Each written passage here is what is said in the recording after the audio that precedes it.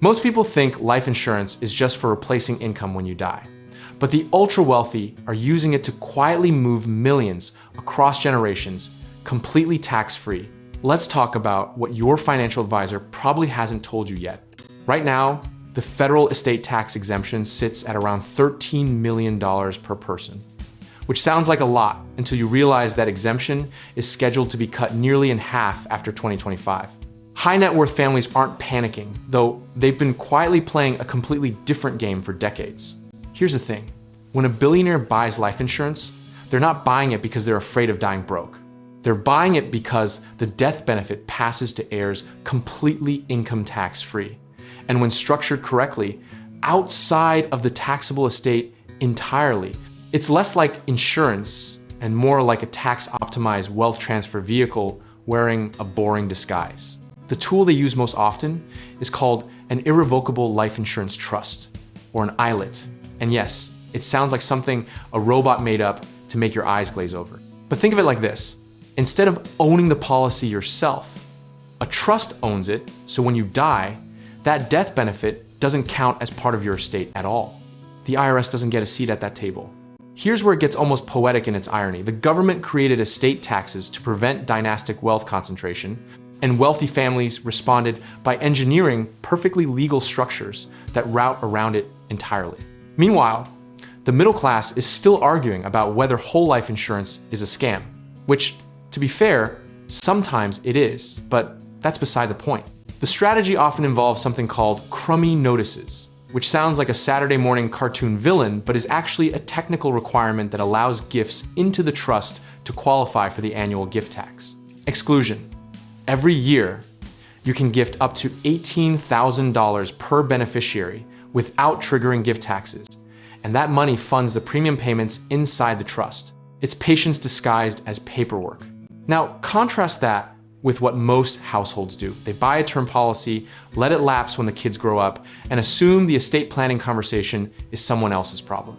Wealthy families, on the other hand, start these conversations in their 40s, sometimes earlier, precisely because the cost of permanent insurance is dramatically lower when you're young and healthy. Urgency and timing aren't panic, they're strategy. There's also a generation skipping dimension that makes this even more powerful, and honestly, a little absurd in the best way. Some families fund policies on their grandchildren's lives, or structure dynasty trusts that hold policies across multiple generations, essentially creating a tax-sheltered compounding machine that outlives everyone in the room who designed it. It's like planting a tree you'll never sit under, except the tree is made of tax-free cash, and your great-grandchildren are very happy about it. Critics love to say, permanent life insurance has high fees and low returns compared to investing directly in the market. And they're not entirely wrong. But that argument misses the point entirely. Because for high net worth families, the return on avoiding a 40% estate tax dwarfs almost any market comparison you could draw. The product isn't the asset, the tax treatment is the asset. History backs this up too.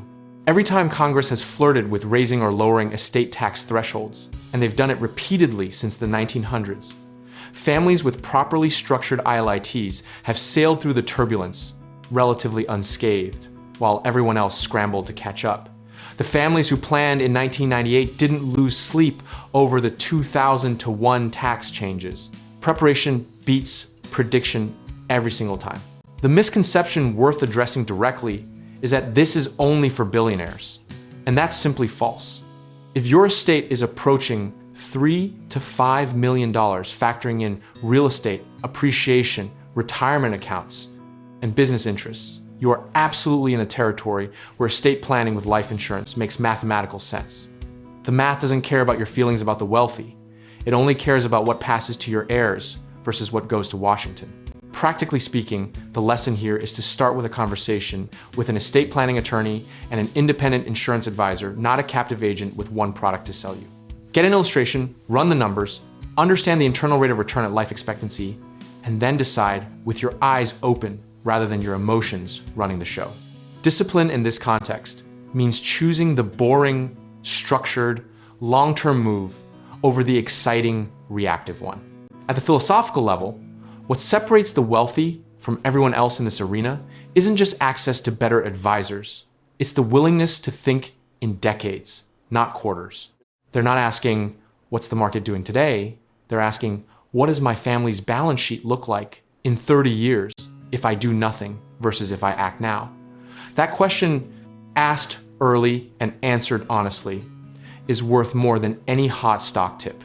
The beautiful irony is that life insurance, the thing most people associate with salesy guys in bad suits, turns out to be one of the most sophisticated financial instruments available to families who understand its structural advantages. You don't have to be wealthy to think like the wealthy. You just have to be willing to learn the playbook before you need it. Comfort with the outcome comes from the quality of your preparation, not the size of your net worth. Whether this topic opened a door for you or just confirmed something you already suspected, the next step is starting the conversation with the right people in your corner.